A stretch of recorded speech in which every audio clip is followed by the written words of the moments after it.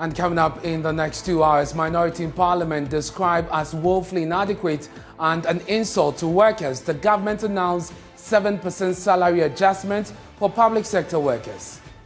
Coming into this current year, the 4% will no longer exist, and that we are going to give workers a 7%. But whilst welcoming the announcement, the Ghana Employers Association says its members are yet to recover from the impact of COVID-19 and may not be able to honor the adjustment. Unless and until there are signs that the pandemic has gone down, I'm sure it will be very difficult for them to employ. Also in this package, opposition NDC demand an immediate withdrawal of the decision to reverse discounts on benchmark values, as they describe the move as one that will worsen the living conditions of Ghanaians. We share in the view espoused by GUTA and the Importers and Exporters Association of Ghana that the GRA withdraws the statement announcing this measure, which will only go a long way to stifle the already burdened businesses in the country. What the party describes as ridiculous claims that reversing the discount on benchmark values will help grow the Ghanaian industry. We'll hear more from them also. Tonight, perennial accommodation challenges at the University of Ghana, forcing students to abandon their courses as the situation worsens with the latest intake of free SHS graduates. Now, I'm stressed out. At times, like, I want to say, I want to give up. Yeah, like, I want to give up. I want to stay in the house and then I come the following year rather. We'll hear from management of the university on efforts towards a permanent solution to the problem. Moments of remembrance as the multimedia group and family of Elvis Kwashie, the former Joy Brand's manager, hold a memorial service in honor of him a week after he passed on. He also took a keen interest in the personal lives and would also always go out of his way to offer advice, to offer counseling, prayer support. What has worked for Elvis over the years, we all must take away, is the value system which he kept faith with and which he has passed on to the younger generation.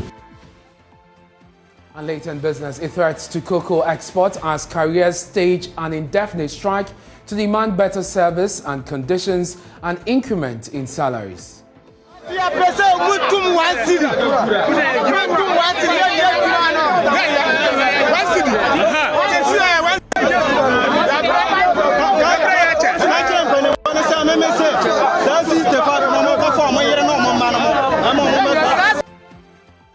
We have details of these stories and more in the next 2 hours. My name is Ernest Mino. This is your home of independent, fearless and credible journalism. You're live on DSTV, channel 421 and GoTV 144. Stay with us for details.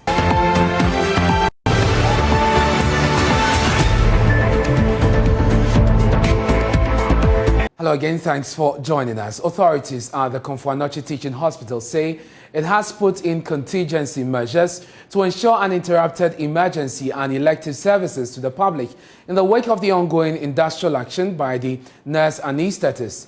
Head of Anesthesia and Intensive Care Directorate at the hospital, Professor Akwesi Entrikusi, tells Joy News, though the action has overstretched the few available hands, the public is assured of uninterrupted service. Members of the certified registered anaesthetists, in a letter addressed to the Health Ministry, announced the withdrawal of service effective January 1, 2022. But Professor Entrikusi tells my colleague Ohiminteria of our health desk the situation could worsen if the issues are not addressed.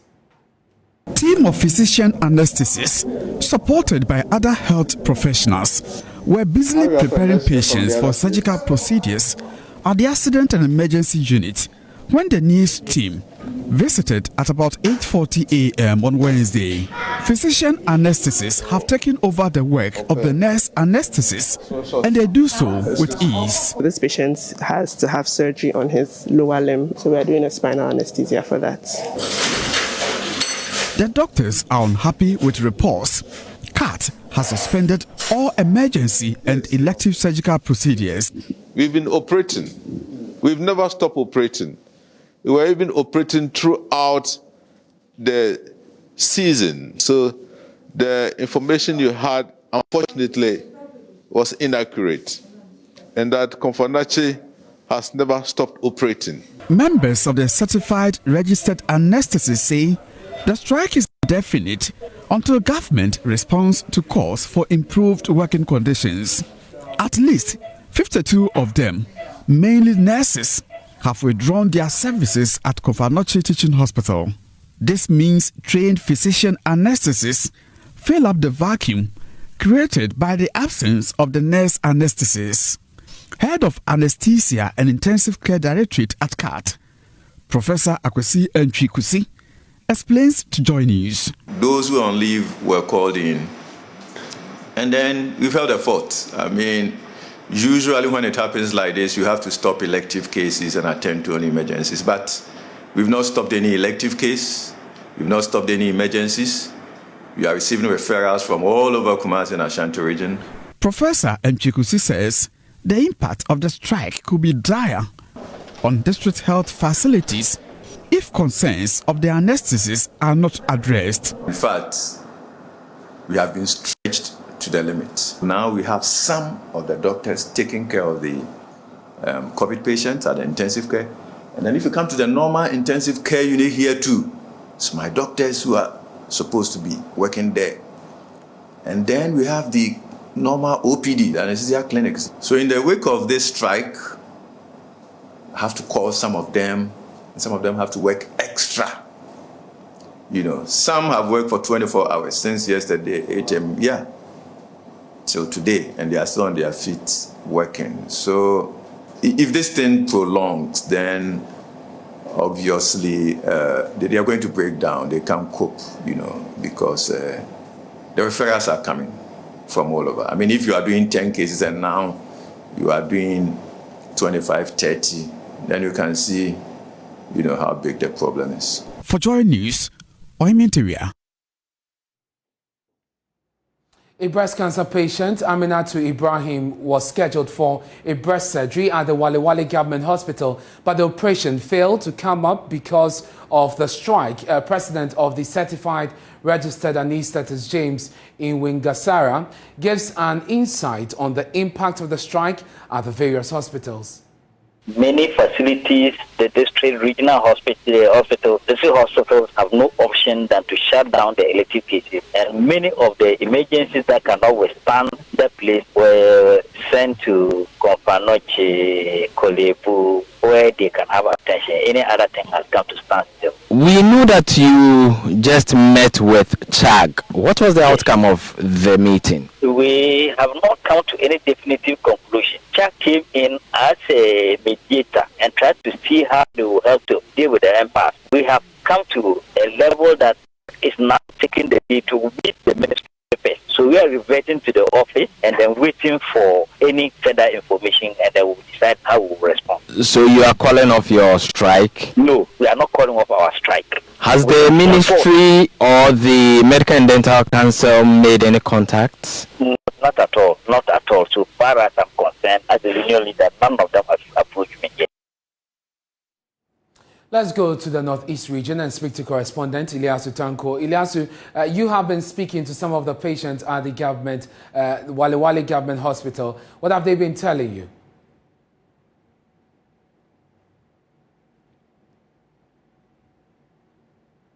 Hello, Ilyasu.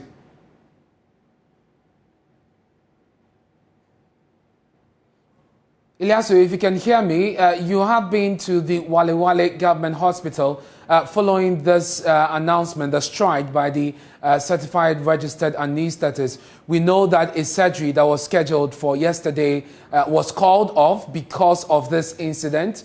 In fact, other surgeries had to be referred either to the Tamale Teaching Hospital or to the Confanochi Teaching Hospital, where we've heard doctors say they are overstretched. You have been speaking to some other patients. What have they been telling you about their situation vis-a-vis the strike? Well, I'm saying that the patients are being referred to the Baptist Medical Center, which is a private health institution in Nalirgu, and others are also being referred to the Tamale Teaching Hospital. But because most of them have already gone through a lot of inconvenience before coming to the hospital, referring them has been, accepting referrals has been very problematic.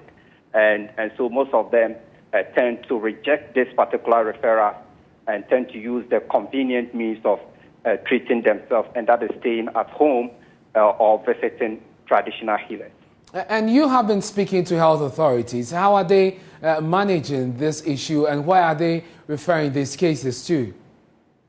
Well, in Wale Wale, which is the major referral facility here, the hospital management are saying that it's currently faced with acute staff shortage. And so as I speak to you now, there's no any contingency measures in place to address the interruption of emergency cases at this facility.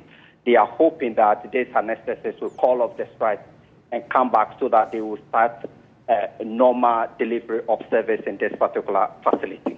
Ilyasu, thank you very much for that update. That's our Northeast Region correspondent, Ilyasu Tanko, bringing us an update of the situation in the Northeast Region, Wale Wale Government Hospital precisely. We stay on the labor front because more labor unions have served notice of their decision to embark on an indefinite industrial action. The latest of such is the Colleges of Education Teachers Association of Ghana, CTAG. Starting January 6, 2022, CTAG says it will proceed to withdraw teaching indefinitely.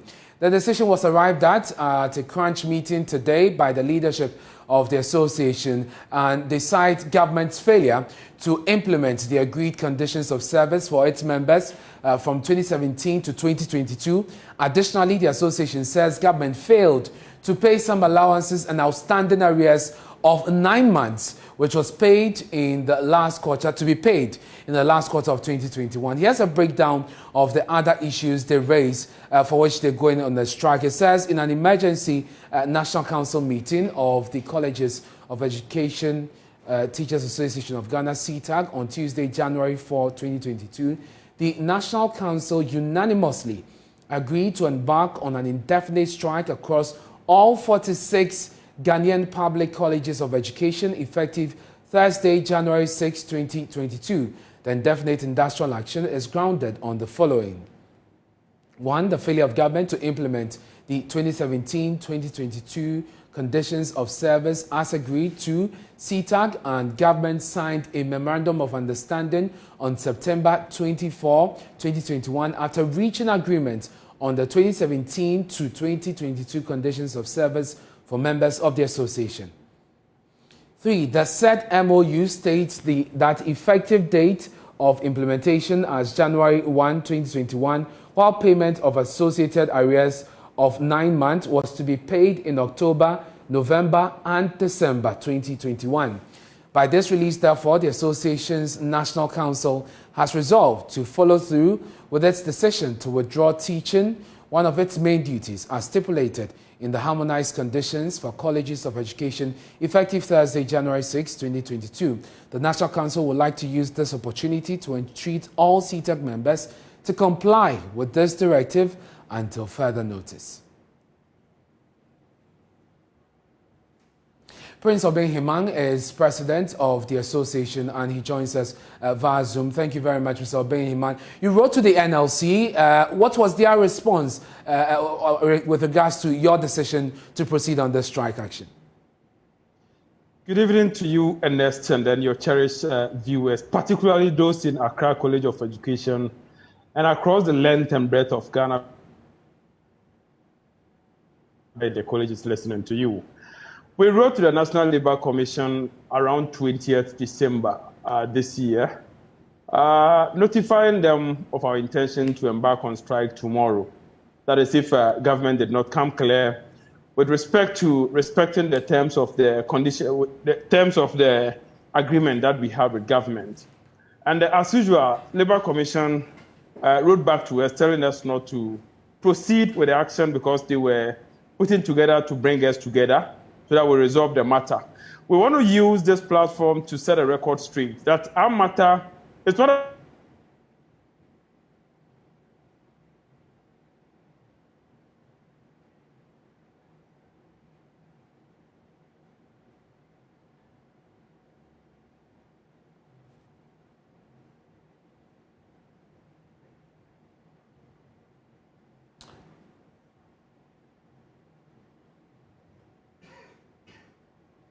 Unfortunately, Mr. Obehima, we lost the sound from your Zoom connection there. We'll try and rectify that and come back to you on what your engagements have been with the NLC. But fortunately, we have the Executive Secretary of the National Labour Commission, Ofosu Asamoah, joining us on phone. Mr. Asamoah, thank you for your time here on Joy News Prime. How do you view CTAG's decision to proceed on strike despite your advice for them not to do so? You heard Prince Obehima say that you discouraged them from proceeding on the strike, and yet they have resolved to do that. Yes, I think that is unfortunate because, like he rightly said, they brought their concerns before the route was giving us notice of their intended action. He wrote back to them that they should hold on to the strike while the necessary work is being done. That is an engagement with their employers and, for that matter, government. I spoke to him on a special station a few minutes ago, and he admits that there's been some behind-the-scenes consultation that is with the leaders and the government representatives. So something is going on. Now, he goes on to say that they have reached an agreement already. Yeah. After they have come to the Labour Commission several times with their employers, and that the employers have failed to perform their part of the agreement by making the payment since 2017. Now, if parties appear before the commission, and in the course of the determination or hearing, they agree to go and negotiate, they go back and negotiate or dialogue, and they come to an agreement, and it's brought to the commission adopts it, right? Like a form of a directive or a ruling of the commission, because the parties themselves have agreed. So if one party defaults in the performance of its part of the agreement or contract or whatever they have entered into, the other party has the opportunity to come to the commission to enforce the agreement against the other party. That is what our legal department does. We have an enforcement unit that if we give a directive, if we give an order, a ruling, or where parties, there's an arbitration award or anything that the parties are doing, either by legislation or after an mediator has been achieved and they are bent their signatures, it is enforceable. But Mr. Asamoah, what you told UTAG, your pronouncement on this was an advice and not a directive. Is that a suggestion that there is enough grounds for them to proceed on this industrial action? Legitimate. It's an alternative. From what you said, there's an agreement. Certain things must be done. It hasn't been done. And therefore, you must get the other part to do it. There are several ways, you understand. You could write a reminder to them. They could give notice of a strike and engage in it, as is being done now. And it could also be enforced because. Now, the most important thing I see is the end result. You want the money. If you draw the attention of the commission or you appeal to the commission to enforce the judgment, you end up by getting what you want without anybody losing. At the moment, they are using the strike to press home the demand. Yes, they might get it, but at the end of the day, look at what is happening. We are going to do man hours in terms of PK. That is what I was advocating yesterday. You sit home for 2 weeks or 1 week without teaching. Now you go back, you have lost time that you cannot recover. So what we intend to do is, okay, then we are going to do additional hours. So students will have to do 12 hours, 15 hours, instead of perhaps about the 8 hours. Yes, you are ready to teach, but are they in the position to absorb? We have to consider all this. But Mr. Asamoah, the other aspect is that government needs to honor its obligations. Very often we hear you encouraging, discouraging actually the labor unions not to proceed on strike. But in this case, government has an obligation. No, you see, that is what I started by saying, that government has an obligation. And at the terms of whatever they have signed, is that right?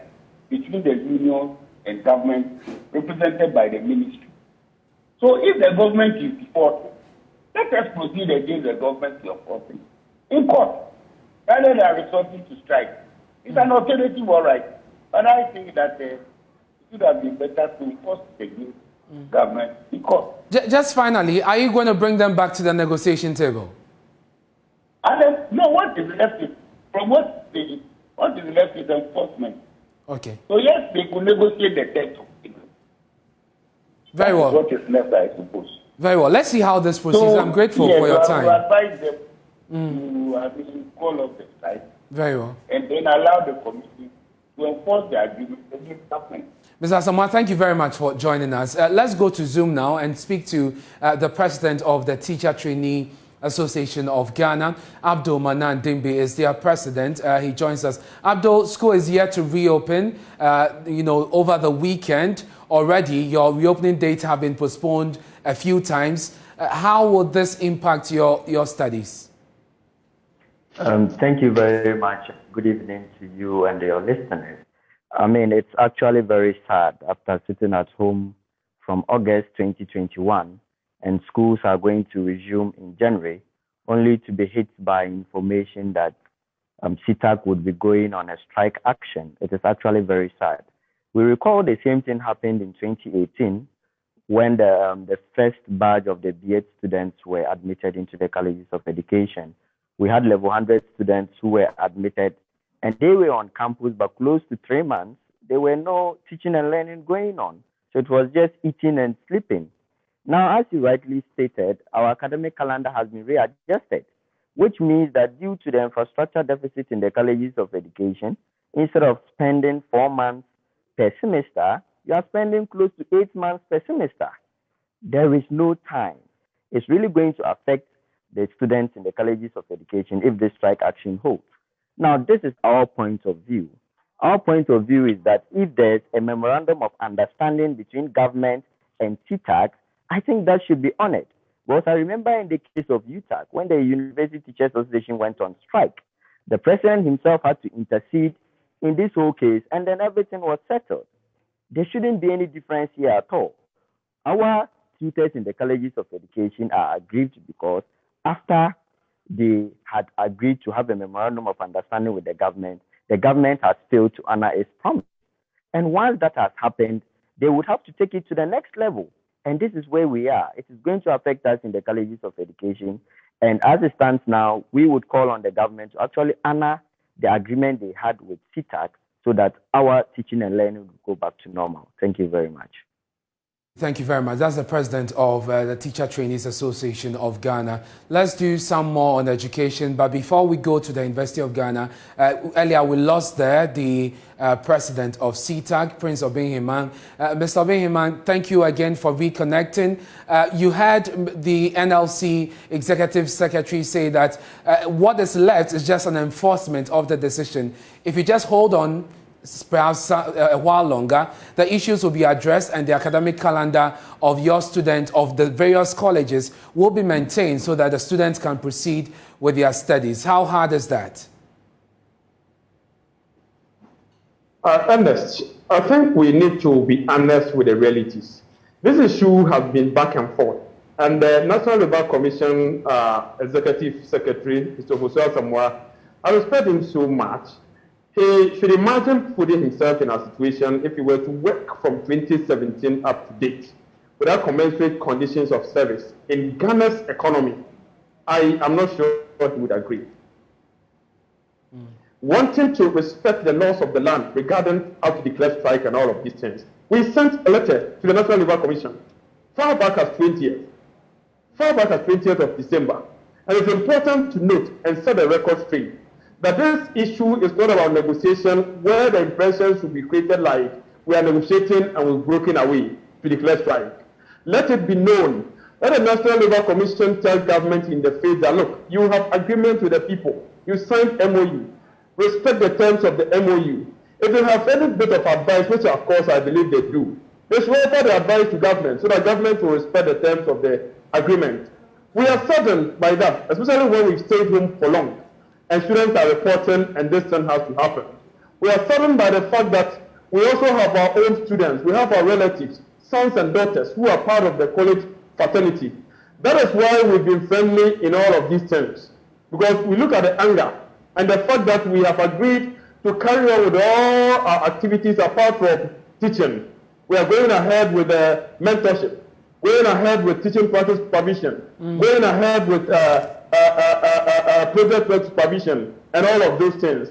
We expect the National Labour Commission to speak to government in plain terms, so the government will respect the terms of the agreement, and then we'll move on from there. Mr. Obinhima, I'm grateful for your time. That's the president of CTAG, Prince Obinhima. Let me take you now to the University of Ghana. Scores of newly admitted students at the university are being forced to abandon their courses due to the inability to secure accommodation spots.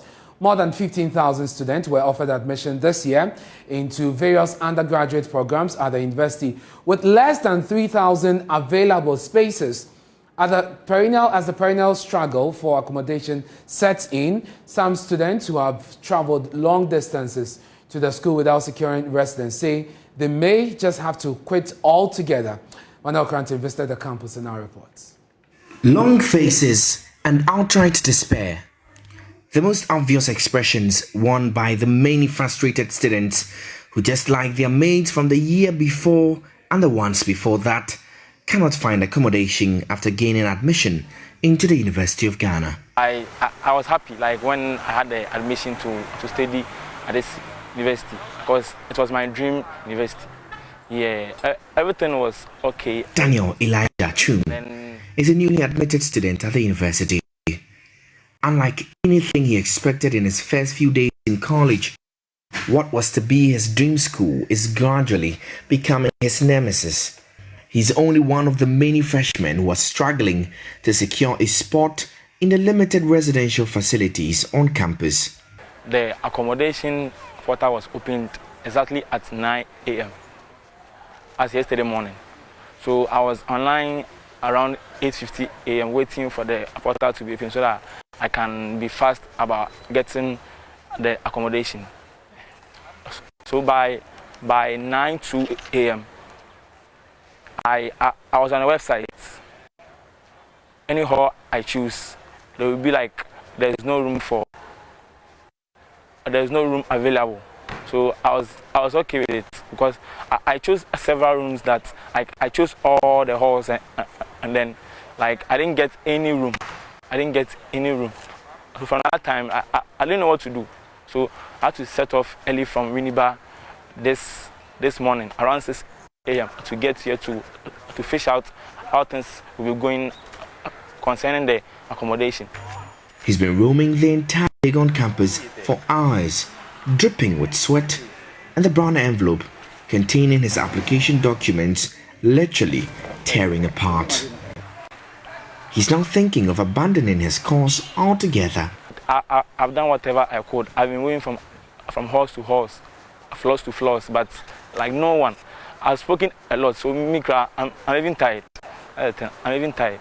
I feel like I've gotten the school, but I've not gotten it. So now I'm stressed out. At times, like I want to say, I want to give up. Yeah, like I want to give up. I want to stay in the house and then I come the following year rather. But Daniel is not alone. He takes me to see his other colleagues who are in much the same situation, if not worse. We were told that because of the modular system, all the people that were admitted 2020 and 2021 academic year were not permanent residents. We were just having our accommodation for just 1 year. Yeah. So, and then hopefully they said we all should apply for a residence. So I tried to apply, but I couldn't get a room. Yeah, so I have to go back to the old ways of going and coming, which is very costly. But this frustration does not only stay with students. Their parents feel the pinch just as much. Amtiama's daughter was not lucky with the online application. She is still yet to get a room, even after close to 8 hours of moving from one residential hall to the other.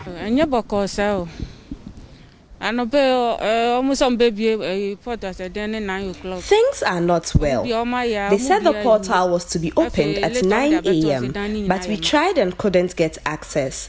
Now they say the rooms are all taken, and we are coming all the way from Winneba. How is my daughter supposed to come to school all the way from Winneba to Legon every day? And the story is same for thousands of other students and their parents. Indeed, most of them have had cause to explore off-campus options. Some of them are fortunate, and others not so much. Outside campus, to try our luck whether we'll get a hostel. So we chanced on one kind of uncompleted building, but it has been, a little touch up on it, and it's quite okay. We saw some of the students there, so we also tried to go there and then make inquiries. So it's 2 in a room. Then 2,000 watts. Is it 620 cedis? Yeah. 620 cedis. A semester. Can you imagine? 2,620 cedis for one person. Yes. Now, with each passing admission window, the accommodation crisis here at the University of Ghana only gets worse. But how many more Daniel Elijahs will be forced to abandon their entire university dreams owing to lack of space? Will this be the year that university management deals decisively with this problem? Yes, so maybe this could be our last time of reporting on this problem. For Joy News, my name is Manuel Cranting. It was a moment of reflection, sadness and retrospection as the Multimedia Group Limited and family of Elvis Kwashie, the late general manager of the Joy brand, celebrated his departure at a remembrance service Wednesday. Elvis died on the 28th of December after a short illness. Here's a report capturing the event by Hannah Odami. Described as selfless, passionate and hardworking, friends, family, colleagues and other well-wishers joined the memorial for Elvis Kwashie, who passed away last week. Chief Human Resource Manager of the Multimedia Group, Nana Elegba, praised Elvis for investing in the lives of everyone who knew him. He did not limit himself only to shaping the professional lives of his team members and other colleagues. He also took a keen interest in the personal lives and would also always go out of his way to offer advice, to offer counseling, prayer support, and even financial support on countless occasions. Efo Koku, no matter what tomorrow brings, we will uphold your legacy by continuing to embrace professionalism, hard work, courage, tenacity, compassion, and selflessness, just the way you would have. Perhaps one phrase everyone in the newsroom will remember about the real boss was his constant mention of, "You will miss me." And when Kweku Usopepra mounted the stage, he couldn't help but re-echo those words. You told us that we will miss you. You took a bow when the applause was the loudest. Efo Koku, you have fought a good fight. Your kind is rare, and we love you. Sleep well. Family of Elvis acknowledged his death is a big blow, but they urged everyone to also live a life worthy of emulation, just as Elvis did. It's only one word that I want to leave everybody here. That is in the book of Ecclesiastes chapter 9 verse 10.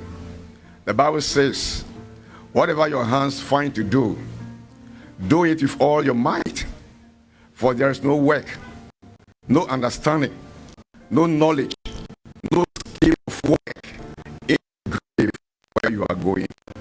It means therefore that all of us seated here, one day we shall be that way. But where are we going? So whatever we are doing here today, we have to do it to the glory of the Most High God. So when that day, when the call that came comes to us as well, we shall be found going to the bosom of the Most High God. Former colleague of Elvis, now Information Minister Kojo Ponkroma, highlighted the exemplary legacy that Elvis has left, which must be emulated by all. What has worked for Elvis over the years, which we all must take away, is the value system which he kept faith with and which he has passed on to the younger generation. Our best testimony will not be the tears or the pain or the words, but to live that value system so that future generations can also pick it. This was reiterated by the Church of Pentecost, where he fellowshipped. When you heard the Master's call You had to answer. But we as mortal men understood not. We know you are having fun, you are shouting in heaven, you are jumping. We know that you are indeed having fun. Heaven needs such energetic people, God-fearing, strong man, more than we do. Rest well, Captain. Rest well, Elder Elvis. The death of Elvis has still not been accepted by many who live in denial and cannot comprehend why he should leave the land of the living. Pastor Ato Aqua attempted to answer some of these questions lingering in the minds of many. Elvis, as far as I'm concerned, dear friends, is not dead. He only changed location. He changed his housing. He checked out of an earthly body, which is temporary anyway. And so on this note, I want to encourage us. It's okay to cry. It's okay to ask all the questions you want to ask. But like David did, let us encourage ourselves in the Lord. That was topped up with a prayer for the staff of multimedia and family of Elvis. At this juncture, I lift each and every family member. Special mention to God of the Mother, that you by your grace and by your mercies shall hold them, shall comfort them, shall wipe away their tears. But we continue to pray and we bring his colleagues, the workers, into your hand. There is a big vacuum that has been created, but we know you can make it at your own point in time. We pray in the name of Jesus Christ that you shall raise more good people like Elvis who will fill the vacuum. That is, the multimedia shall continue to exude the sweet fragrance of heaven even among the nation.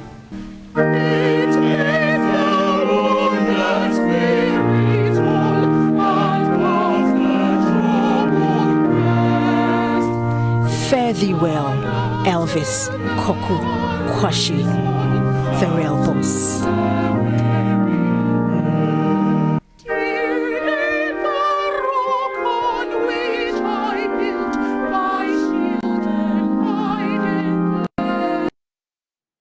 Now, this elegy by Nathaniel Atto of Joy Sports got many very emotional.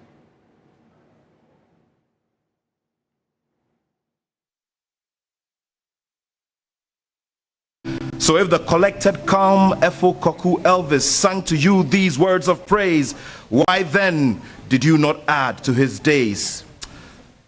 But just as the norms of his native Anyako will go, we do not question the ways of the Father.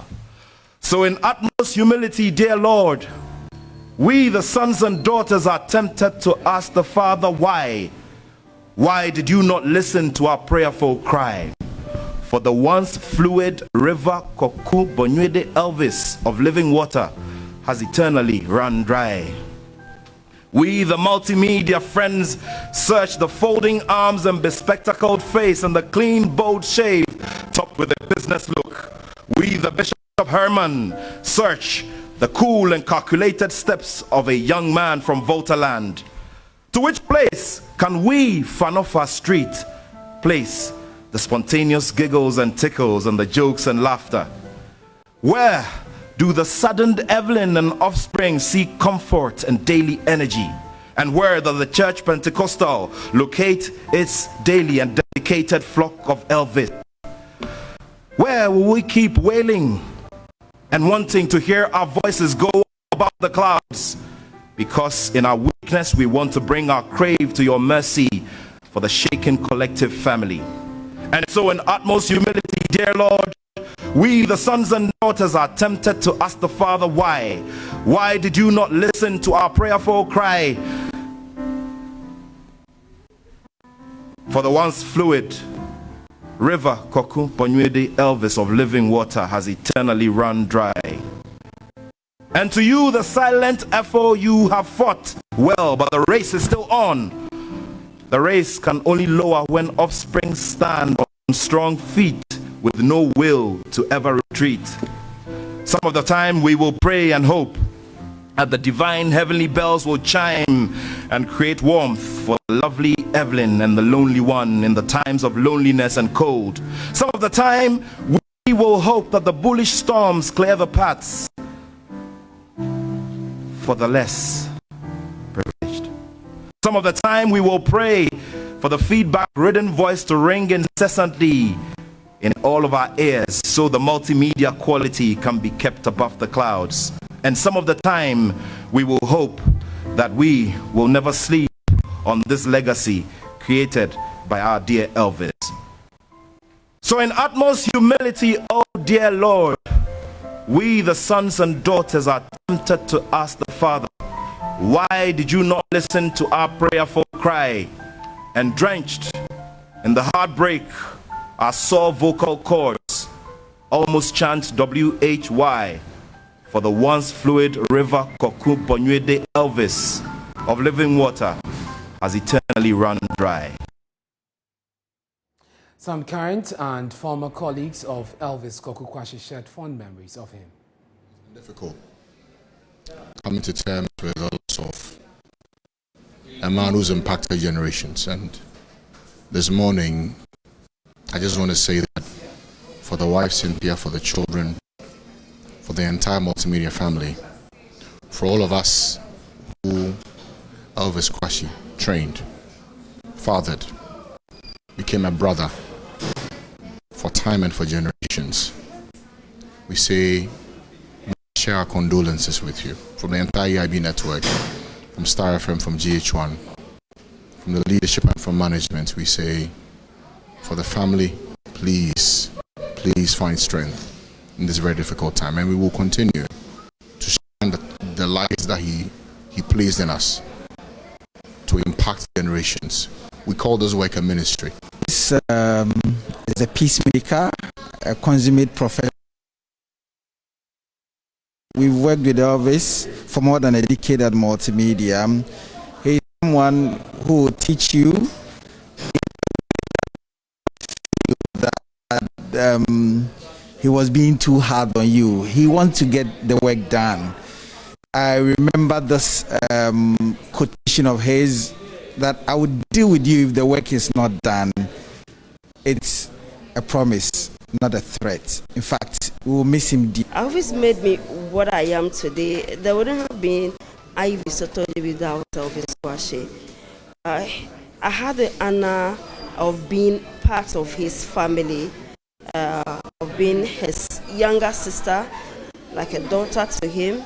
I've been very close to his parents, still very close to his mom. His death really, really shocked. I worked with the sales department and with Elvis Kwashie. And so in our business review, we normally meet and share ideas on revenue and what we need to do to be able to improve the business. And when I heard his loss, though I'm no more working with multimedia, but I've been greatly affected, because this is somebody that I came into contact with, very humble, very admirable to engage. And so his loss is really a big blow to us as industry. This is very hard for me, but Condolence has been opened at the front decks of Joy FM for loved ones who want to sign it. This is Johnny Prime with me, Anaesthetists. We're taking a break. When we return, we'll bring you some more stories, including business. Darryl Kwao is standing by. Hello, good evening. Welcome to Business. My name is Darryl Kwao. Business activities at cocoa marketing company depots across the country came to a halt today after cocoa carriers embarked on a sit-down strike. The action follows the refusal of management of cocoa marketing companies and their mediators to raise the salaries of aggrieved carriers for over 5 years. There have been protests in Tema, Takrade and Kumase, from where Love FM's Mona Lisa Frimpong reports.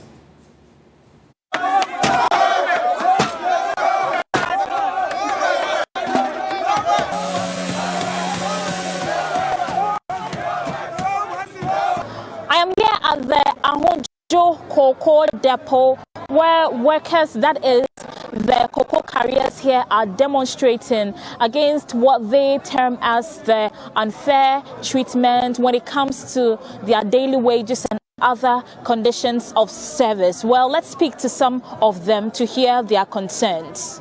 Irate cocoa carriers loiter around at the premises of the Cocoa Marketing Company, CMC.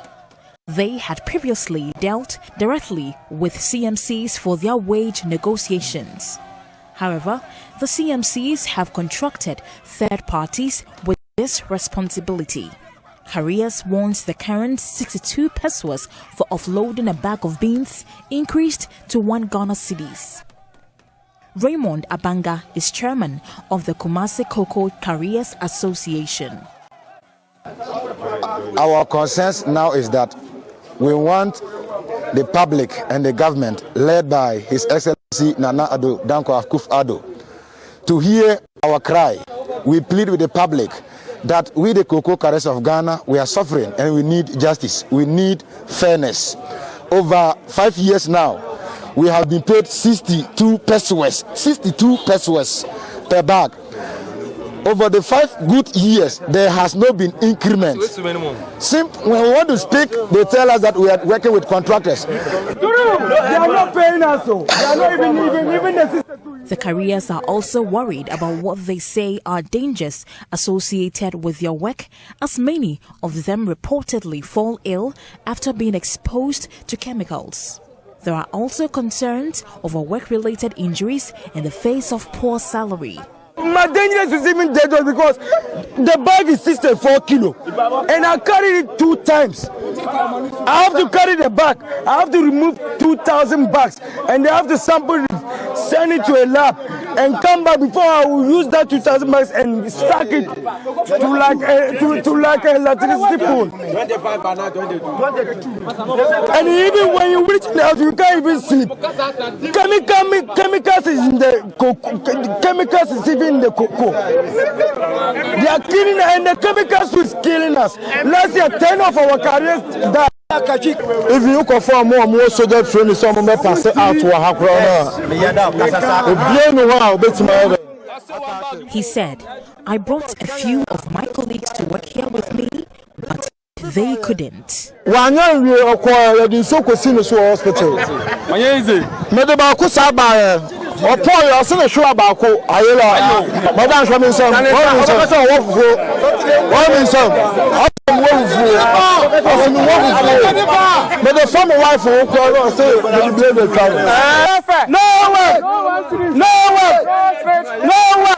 Cocoa carriers want to directly deal with the cocoa marketing companies in negotiations for improved working conditions.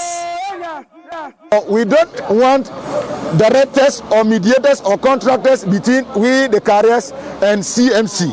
We want the directors to give us way or CMC to cancel the contract basis, and then we, the carriers, will work with them direct. We will be able to manage our own affairs, and operation will go on smoothly in good harmony. Though the cocoa marketing company has refused to speak to us, well, the cocoa carriers say they are not going back to work till they reach an agreement with the authorities. From Kumasi for Joy News, Mona Lisa Frimpong reporting.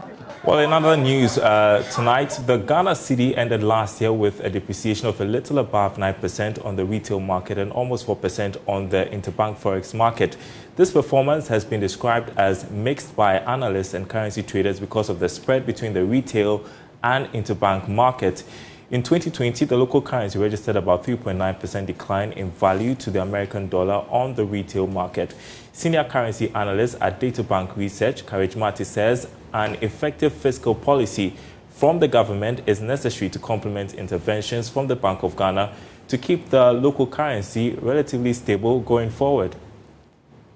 And proposals are only good on paper. We need to see implementation, and on paper they look good. But then we need to see implementation to be sure. For instance, if you look at why inflation has been running high, it's as a result of supply side shocks or bottlenecks, especially what has been known as the global disruption to global supply chain.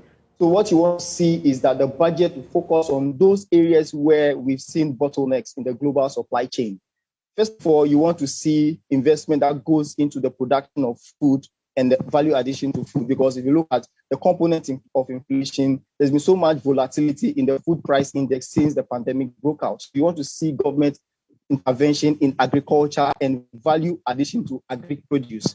Having said that, you also want to see a situation where, the land borders are still closed. Now, admittedly, it's only closed to persons and not goods. But we also need to understand that persons need to travel with goods, as well as travel for inspection. So as long as the land borders remain closed, this is also an upside risk to inflation.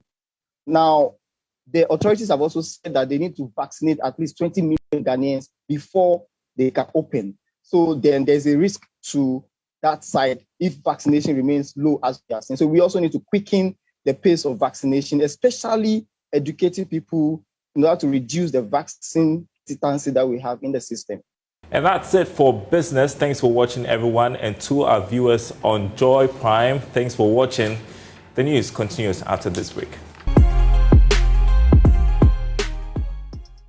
And I know you've been waiting for this. She's here now. Beautiful Becky. Hello, Becky. Hello to you, and Lady in Black. How you doing? You've got compliments coming from some of the viewers. They say you look good in black. Oh. But I know you look good in red as well. We thank Ghanaians for their support. We thank them so much. What do you have for us today? Let's talk about the episode.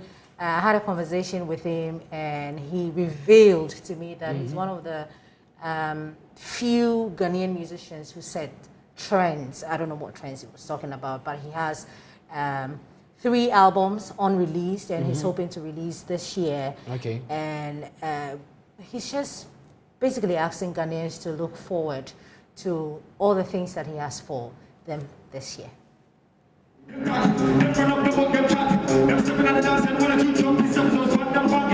Yeah, I'm working on. I'm done with 3 albums. The problem now is which one to release. Yeah, so you have the 69-925 album, the live album, and then the loop album. And you see, for some time now, you'll be seeing me play with gadgets on stage. So just be on the lookout. I think I'm always one of the few to start new things in this game, and you'll definitely be seeing more of that.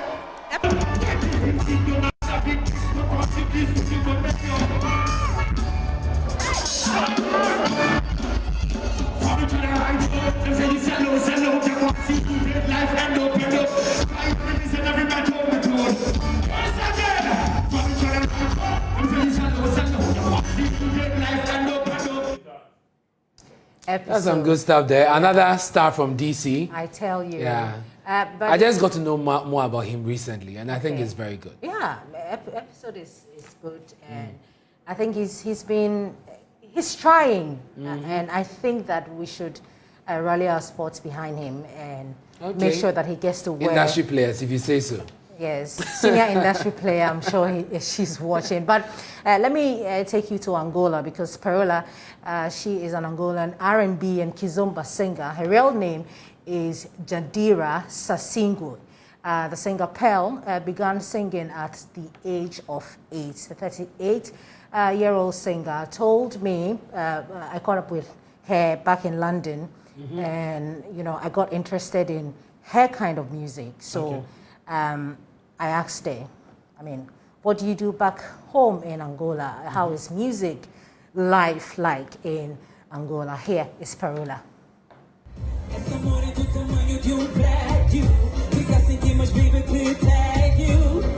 All right, Parola, fantastic performance you had there. My first time, watching you perform, and it was a blast.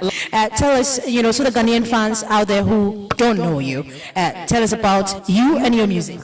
Well, I'm an Angolan singer, and I sing kizomba, but I also deviate to more traditional music like kilapanga, and I just love performing. I'm a performer. When I'm on stage, I like to give 100%. I like to entertain the people that are watching me, and that's what I did tonight, and I'm really happy you guys liked it. How long did you, start this music career? Because it looks like a lot of people, for the simple fact that they're jamming to all your songs, meaning that you've started this It's a long 16 years. Yeah, it's actually my first time here, but next time I'll come with a bigger structure because that's how I do it. I love performing live with the band. That's how I do all the time. And today I came as my friends invited me, Kalema. Tell me about doing music back home in Angola. Oh, doing music day is a lot of fun. It's hard work because our music is growing now. And we also have, because we mostly sing in Portuguese, we have some language barrier. I guess that's why a lot of Ghanaian people, is that the way you say? Ghanaian people, they don't know our music because of the Portuguese.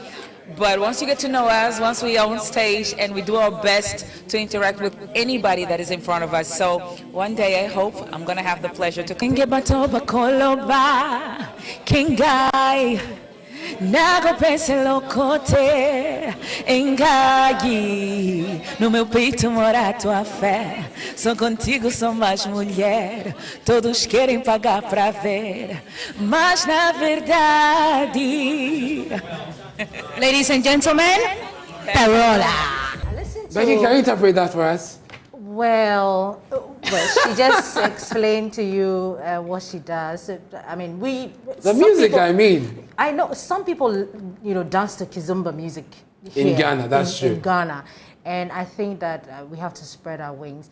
Very soon, I'll be bringing you, more people from, Angola and across the continent. The continent. That's true. But the thing about music is that you just have to enjoy it, right? Yes. The tune. Yes. And, yes. And she's got a great voice, by the way. Beautiful. You should check her out. You understand the kind of person that we're talking about. So that will be all for Showbiz. Thank you very much, Becky, for bringing us Showbiz. And we have sports up next. Please stay with us. Hello, good evening, and welcome to the sports segment with me, Ore Kwampofo. The Black Stars of Ghana suffered a 3-0 defeat against reigning African champions Algeria in their last preparatory game ahead of the 2021 Africa Cup of Nations. The game came off this afternoon at the Education City Stadium in Doha, Qatar. Black Stars coach Milovan Rajevac decried delays in the release of players for the continental showpiece. Now, according to the Serbian, the move by the Confederations of African Football has derailed plans for the tournament. Football president of the International Paralympic Committee, Andrew Parsons, has arrived in Ghana for a 4-day working tour. Joyce Bose Asari Bidiakon has the rest of the story. This is the first time the International Paralympic Committee president is visiting West Africa. Andrew Parsons was met on arrival by President of the Africa Paralympic Committee, Samson Dean, and executives of the National Paralympic Committee of Ghana. The IPC president, who is on a 4-day working visit, spoke to the media shortly after arriving on Tuesday night. My pleasure. It's a pleasure being here in Ghana. It's a pleasure being here in Accra. Well, we'll have a series of meetings to speak about the development of the Paralympic sport in Ghana, in Africa. I'm welcomed by the president of the Ghana Paralympic Committee and president of the African Paralympic Committee, my good friend Samson Dean. We have meetings with very high government officials here. We do aim to deliver and organize together with Ghana the first ever African Para Games. That's the main reason for my visit here. President of the Africa Paralympic Committee, Samson Dean, who doubles as president of the National Paralympic Committee of Ghana, is happy to host the IPC president. In fact, I'm happy that we have Mr. Parsons here with us. President Parsons is somebody who has passion for the sport. His leadership is proven. And I think you were in Tokyo. You saw how the whole event was organized. In fact, we are looking up to Ghana's first ever, and that will be the Africa's first ever African Para Games. And I know with his support, we are going to make it. You all know we have a very strong president, somebody who is so passionate when it comes to such activities that he hopes to leave a legacy in Africa. And the beginning is here in Africa, that Ghana will lead that agenda. Andrew Parsons will pay a courtesy call on His Excellency Nana Akufo-Addo on Wednesday, January 5, before meeting the 2023 Africa Games Local Organizing Committee.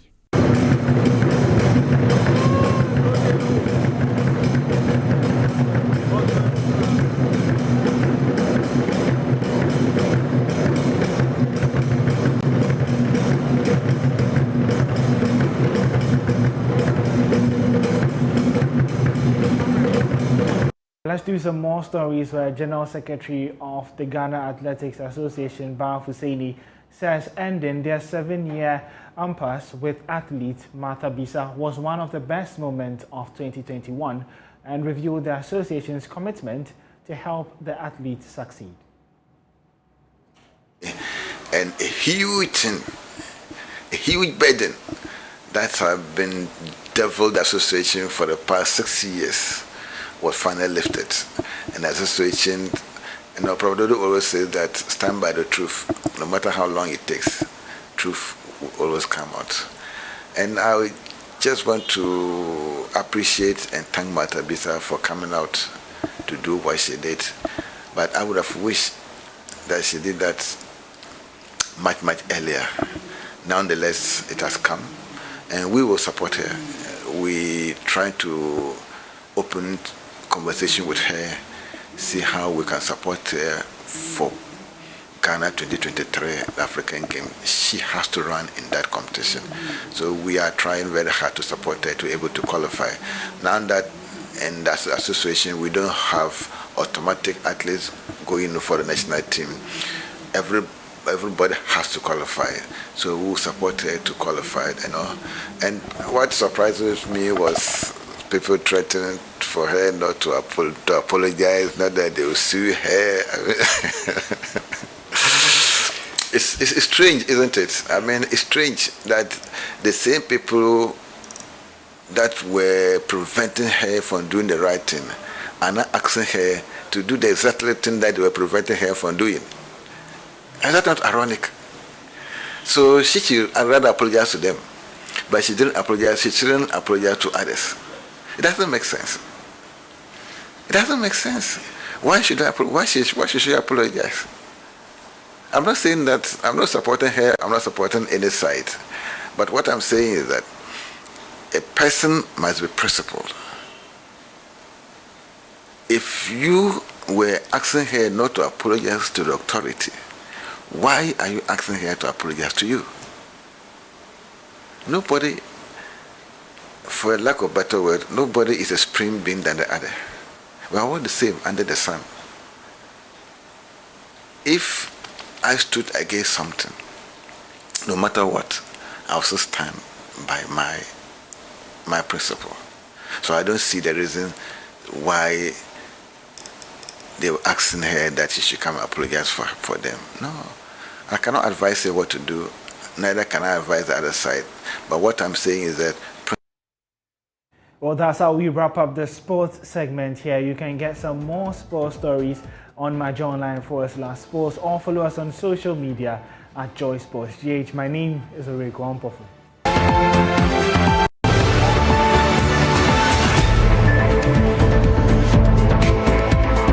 Thanks for staying with us here on Joy News Prime. The Ghana Union of Traders Association has claimed early victory following government's decision to suspend the implementation of the controversial benchmark value reversal, which was expected to kick in on January 4, 2022.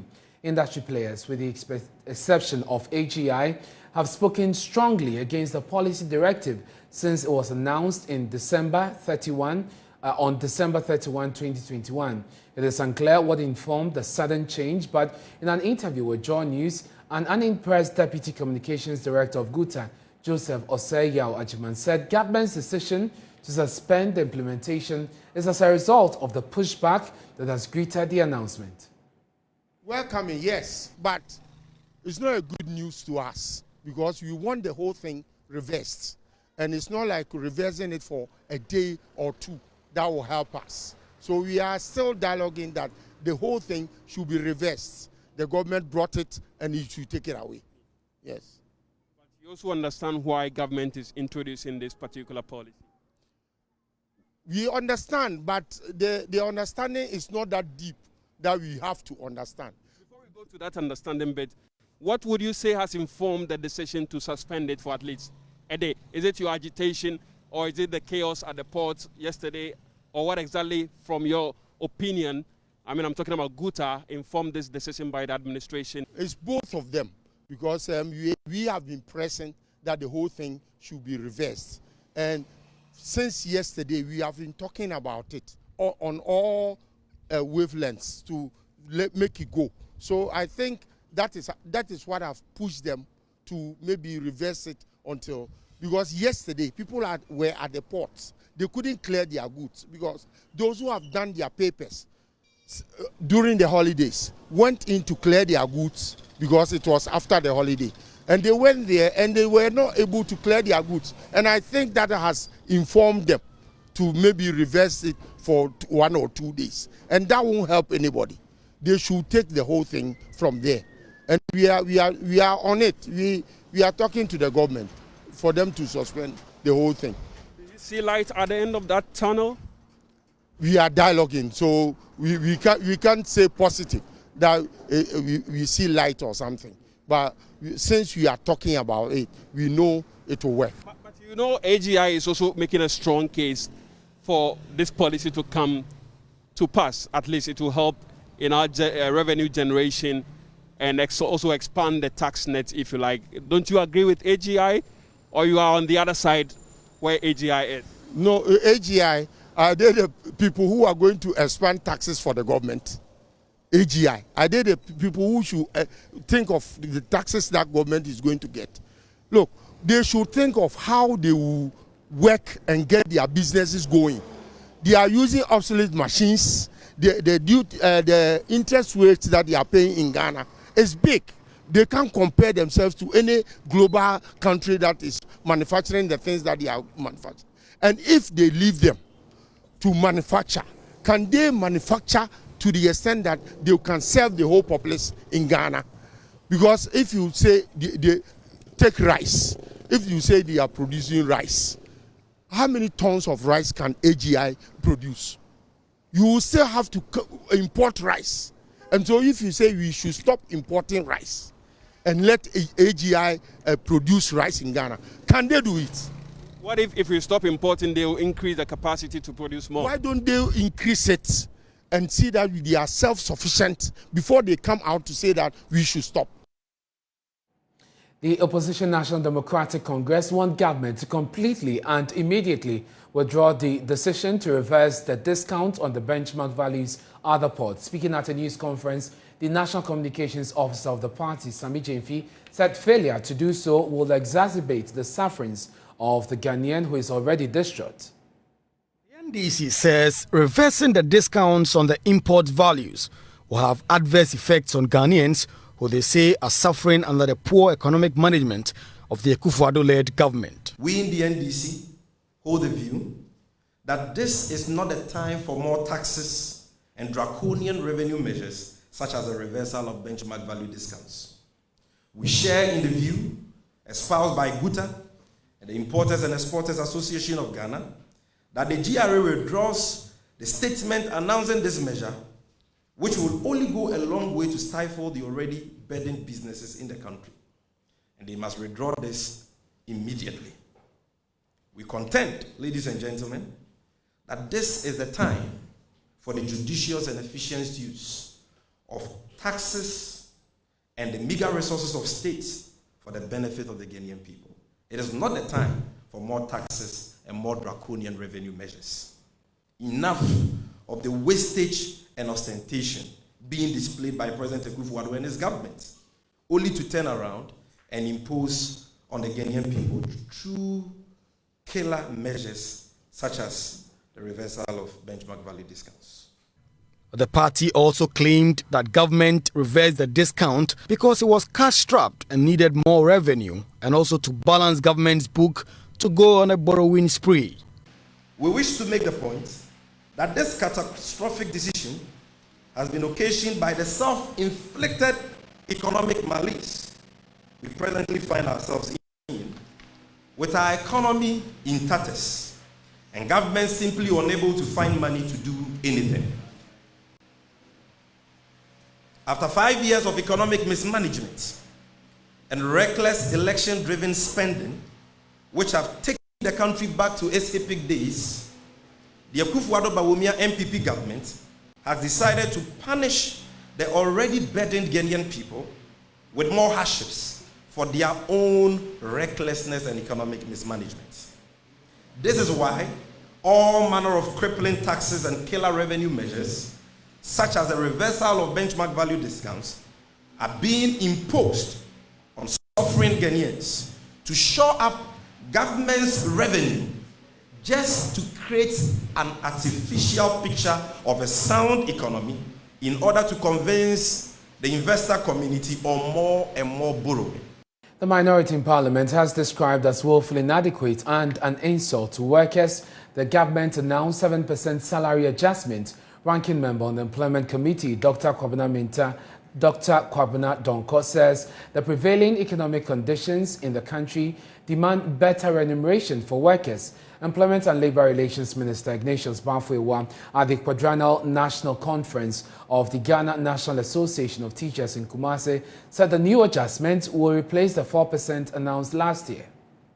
Yes, we endured a difficult time during the period of COVID.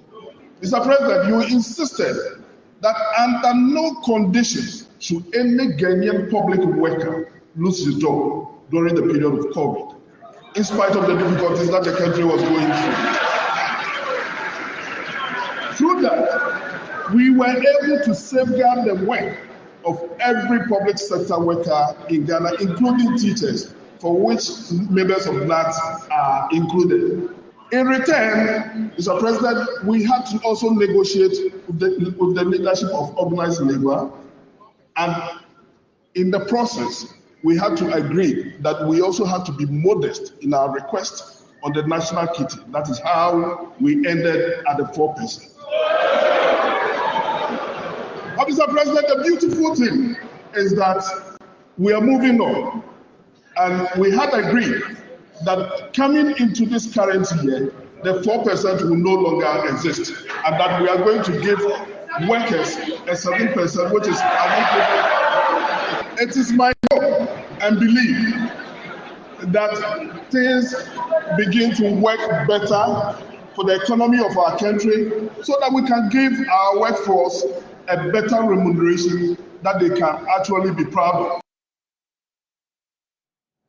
Well, welcoming the decision, the minority says this is inadequate.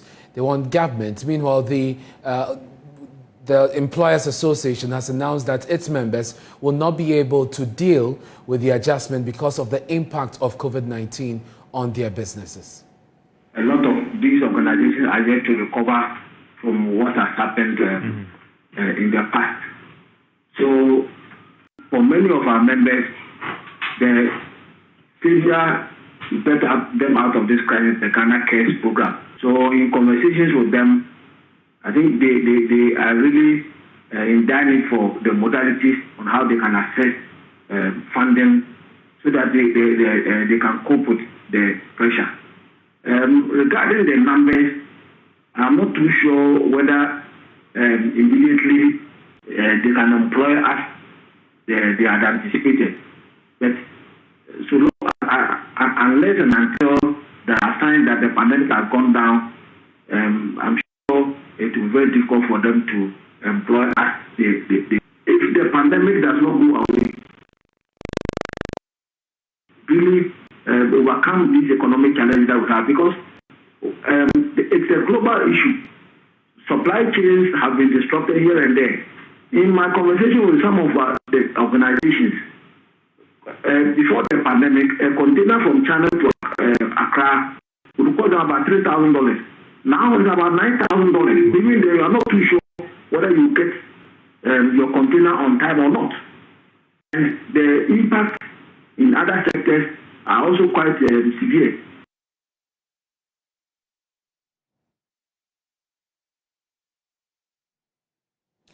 Let's do some more on this. We're joined on the phone by the ranking member on the Employment and Social Welfare Committee, Dr. Kwabena Donko. Thank you very much for your time here on Joineys Prime. So from 4%, it's moved to 7%. That is commendable, isn't it? But you say this is inadequate. Why is that? Well, let me clarify this. I heard your presenter say the minority says it's inadequate. I'm not aware of a minority decision yet. I'm the spokesperson. I'm not aware of any minority decision. I spoke earlier to your sister station, and I said that I believe at the minimum, the adjustment should match the rate of inflation if public sector workers are not going to suffer a reduction in their quality of life. Okay. It's my personal opinion.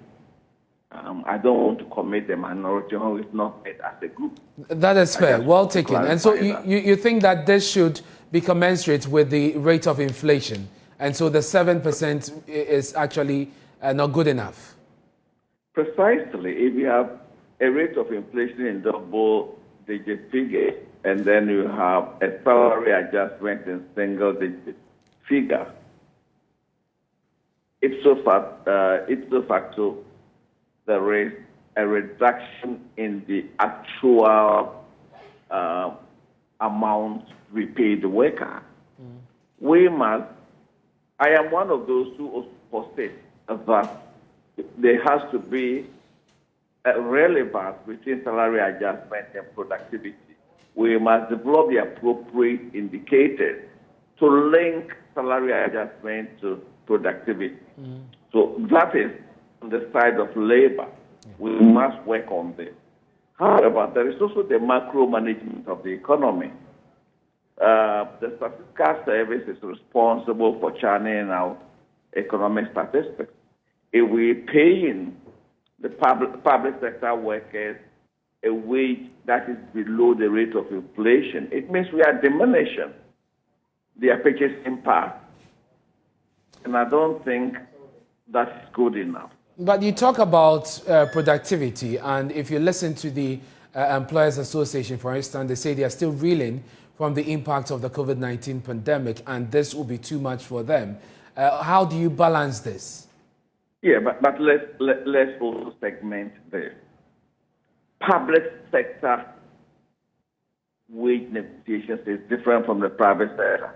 That is so. They have their collective bargaining agreements, etc. And the private sector has always had the caveat, ability to pay. That has been the historical caveat. If the economic circumstances of the captains of industry of the private sector is such, there cannot be a salary increase, then it behooves on the private sector to negotiate with their various trade associations in line with their collective bargaining agreement. But this here we're talking about the public sector. The public sector, that is distinct from the private sector. In any case, the average private sector wage is higher than the public sector in most of the industries. And so beyond the adjustment of salaries, is there anything that can be done to cushion workers? Well, yes, the provision of a conducive working environment, the provision of tools. My concern really is about productivity. As a nation, as a people, we place very little premium on productivity, so that this annual adjustment and negotiations have become a ritual that is not governed by productivity. There has to be a relationship between our earning ability and our productivity. That is the aspect. That is what is aspect in the discourse, and that is really where I would want us to go. There must be a relationship between productivity and earning, but the employer has a responsibility to create the enabling environment for productivity to be improved upon. We also must develop the appropriate indicators for measuring productivity, especially in the public sector. Dr. Kwabena Doku, I'm grateful for your time. That's the ranking member on the Employment and Social Welfare Committee of Parliament. Let's do some other stories now. Nearly 100 young women in the Upper East region have undergone intensive programs and acquired basic skills in carpentry, bricklaying, welding, and electrical installation, which are traditionally male-dominated trade areas in Ghana. The young women were enrolled in a special training program to harness their skills in the various vocations by the Women's Economic Empowerment in Northern Ghana project. It is hoped that they will further develop the skills and later start their own businesses. Correspondent Albert Sori reports. While entrepreneurship is crucial to solving the unemployment problem in Ghana, gender stereotypes are forcing women to limit themselves to trades that are deemed to be fit only for them as women. Mechanics, welding, construction, carpentry are but a few trades considered to be a preserve for the men. However, the Women's Economic Empowerment in Northern Ghana, or We North project, is pushing for young women to brave the odds and venture into these trades.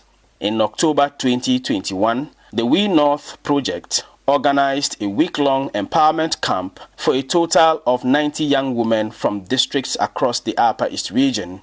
The camp prepared the minds of these young women before they were enrolled into specially arranged training programs at the Bolgatanga and Boko Technical Institutes, where they learned either carpentry, bricklaying, welding, or electrical installation. Noella Kaburi works with the We North project. At Bolga Technical Institute, we carpentry and bricklaying because these were the workshops that we deemed standard enough to give our young women the training that was required of them. Then at Boku Technical Institute, we had 4 programs, that is plumbing, carpentry, bricklaying, and then electrical installation. And all these workshops were initially inspected and then supported to upgrade them to the level that was deemed standard or considered standard to us. The training programs have now ended, with the young women acquiring very important basic skills in their chosen trades, which they can develop further and later start their own businesses. They were awarded certificates after their successful completion of the program. Joy News caught up with the groups engaged in carpentry and bricklaying as they exhibited their projects. These are benches produced by us, and the wood we use to produce these benches is known as ofram, and it's well curled with the edges with sandpaper. Then we nail it well. As you can see, when you sit, it doesn't shake. This is a 4-ply wood panel door, which we produce, and we finish it with a mahogany stain and varnish. We started by mixing our mortar and doing our setting out. So the setting out, we use the straight edge because it's already a smooth surface. So we use the straight edge to get the straight line.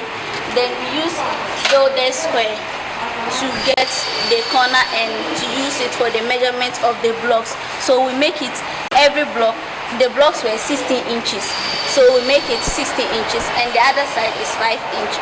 So we measured it that way. Some of the ladies who enrolled for the training with the We North project also shared their experiences.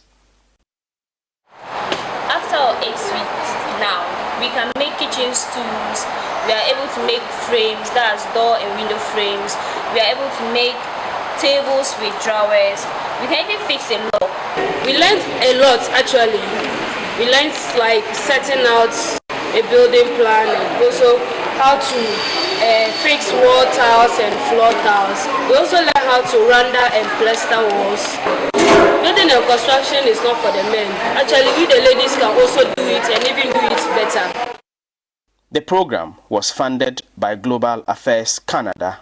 The We North project will also facilitate industrial internships for these young women to help sharpen their skills further. For Joy News, Albert Sori, reporting from Bolgatanga. And hunger is said to have hit the Bio community in the West Mamprisi municipality of the Northeast region, killing at least 15 orphans there. The children are said to have starved to death following a prolonged shortage of food at an orphanage that is under the care of the community chief and his son. Confirming to Joy News, the chief said the children started dying early last year when the camp ran out of food after he lost his farm crops to flooding from the Bagri Dam spillage. According to the chief, the latest victim died only 3 days ago, and that more children will die unless authorities intervene. Correspondent Ilyasu Tanku has the rest of the story. The Bio community is located near Wuluku in the West Mamprosi municipality, inhabited by tribal Talinses. Mainly into subsistence farming, the people here are sometimes forced to engage in other seasonal activities such as fishing in the White Volta River that separates the community from the nearby Talensi district of the Upper East region. Like many settler communities in this region, Bio is an extremely poor household community where the state can be said to be absent from the day-to-day activities of the people. The community, which is facing long-standing neglect, has no functional basic amenities, and the people here are deprived of all the essential public services for a normal living. Poverty is high here due to the lack of any livelihood support, and parents are unable to feed their children as a result. The harsh living conditions is said to have led to frustrations among the people, with many said to have resorted to excessive drinking of alcohol, leading to a record number of young parents dying and leaving behind their children. The reason why we have orphans in this community is that some parents pass away due to alcohol. They are taking it plenty. And you know, due to us, it is a village. Every funeral they provide what? Alcohol, and they drink. So some of them also go to riverside to catch fish. And due to the flood of the water, some pass away. And half of the woman is due to some secular sicknesses. They will catch the parent, they don't have money to survive. They have to die. Here is a bush. There are grass around. If scorpions, snakes, they bite them and they die. That is the reason why we have more orphans in this community. Malik Mbe Ntima is a son of the chief who helps in taking care of the children who number over 100. The orphans currently are 149 orphans in this community. But those who have died, about 30 of the orphans have died due to hunger. They couldn't get food to eat. And half of the orphans are staying with the chief and half of them are staying with me. And some of them are staying with the people that are well small in this community. We distribute the orphans. Malik and his father are also poor farmers who depend on only their farm proceeds to care for the orphans. But according to him, they have been unable to do so since last year after they lost their farm investment to heavy rains and floodwaters. Me, for instance, if I pick, like, let's say I am a farmer, I farm onions. If I farm and I cultivate, you know, sometimes I do buy food and take care of the orphans. And the chief too, he's also a farmer. Like every year, if strangers enter here, we don't even have money to farm. Strangers will come here with their tractors and farm and go. So the chief tax those people. If they farm about 3 acres, they cultivate and they have and they get about 100 bags of maize, they will give us 3 bags so that we will help and take care of the orphans. He called for urgent assistance in the form of food supplies, clothing, and a befitting shelter to save the children.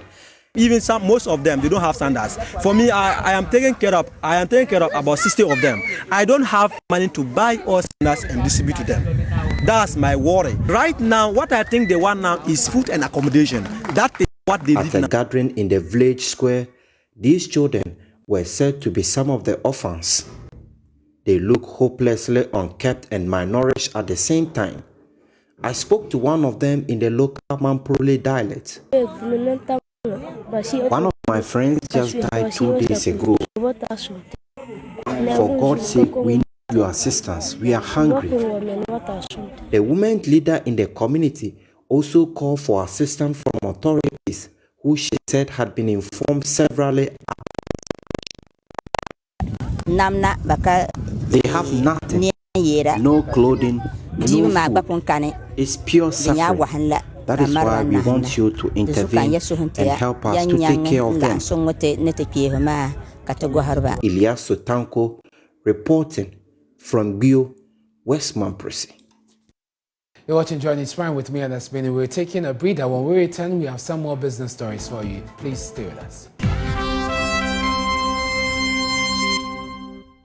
Hi there, welcome to Business. My name is Darryl Crown. Traders who participated in this year's Love Insura FM Family Party in the Park are reporting increased sales. The traders who took advantage of the large number of patrons to sell their wares say they cashed in on the event. Love FM's Mona Lisa Frimpong has more in this report. Love FM family party in the park is ongoing. Well, some businesses have also taken advantage and are cashing in. Let's go speak to some of them.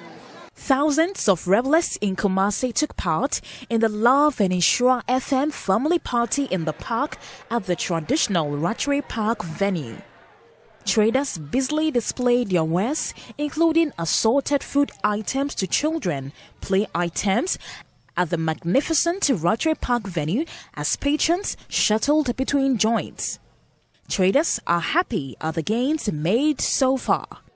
Well, with this Christmas, the sales have not been good here, but with Love FM and Insure program, they're the best. We have the sales, everything, all our goods are finished. We have the best of sales. Always, when Love FM is organizing a program, it's always perfect. The people who are coming massive, they buy things too in bulk. So far, we haven't ended the day and done our computations yet, but based on the demand, it has really made our machines even overworking, and it's not even able to freeze properly. So sales are good today. So, what was the preference of patrons who were mostly children? Some of the traders shared their experience with Love News. Yeah, it's something that the children love during occasions like Christmas, New Year, and days like this. Yeah, definitely these are the times that such businesses really, picks up. Yeah. People call for events like birthday parties, fun fairs, so they and schools having some programs. They do call us, so we go there to give the service to them. Mona Lisa Frimpong reporting. And tonight we acknowledge a man who will forever be remembered for his character, dedication, professionalism, and tenacity at work. The late Elvis Kwashie, General Manager of the Joy branch of the Multimedia Group. He has tribute from former Managing Director of Amalgamated Bank, Menson Tokunu, now Bank of Africa, and Head of Joy Business, Odilia Ntiamwa. With the testimonies that I heard this morning, there is only one thing I think Elvis left for you and I. That is character. A man's integrity is measured by the kind of character that you have. You know something, as Christians, we do a lot of prayer, but it is not prayer that is going to be our legacy. It is our character, both on earth and what we have done in the hereafter. And I think the greatest legacy he has left for me, and as I know him, and also with the testimonies that I heard, is purely character. I mean, the Bible says that mark a man who has integrity. The end of that person is peace. You could see the picture. When I was looking at the picture, I could see the serenity of peace all around him. Multimedia Group has produced a great leader from the testimonies I heard. You know something? He has done his work. So all that I will say, that we should take the mantle from where he stopped. It's like a relay team. We should take it and do greater works. I spent a lot of time outside Ghana, and when I came to meet with him, I realized that my sister has given birth to a great man. Whenever I come in here and I see him, and the things that I hear about him, his background, especially his knowledge of God, I think that is the greatest thing. You heard the testimonies of his colleagues. He's been a leader, he's been a teacher, and I think that is the greatest asset that he has acquired. I remember Mr. Kwashie in diverse ways because I sat directly under him as my direct boss. And I remember the last meeting we had connecting to the fact that he humbly wanted to know exactly what some of his shortfalls are as a leader. He polishes it up so that we can all move together as a team. I also remember him especially for the business community, and how constantly he will call me and say that, Odilia, we need to make more revenue for the company. How he will say that it's about revenue, and everything we're doing, we need to work so hard to get the advertisers to work within the business, how he will constantly identify, even within the management team, who had what strengths so that we could support each other.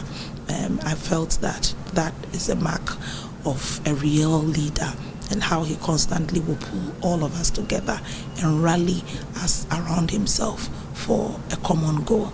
It's a big loss for the company. May so rest in peace. And that's business. Many thanks for your company. Please log on to myjoyonline.com.